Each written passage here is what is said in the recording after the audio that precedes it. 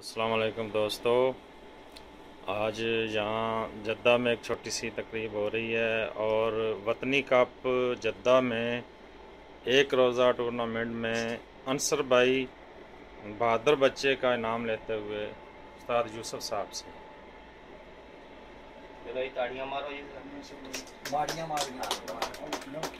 ताड़ी मारो। आगे आओ, ये दे ये इधर आओ।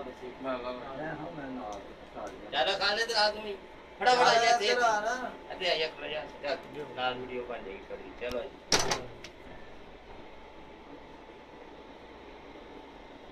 चलो पाइप क्यों पे ही नहीं स्टॉप करना।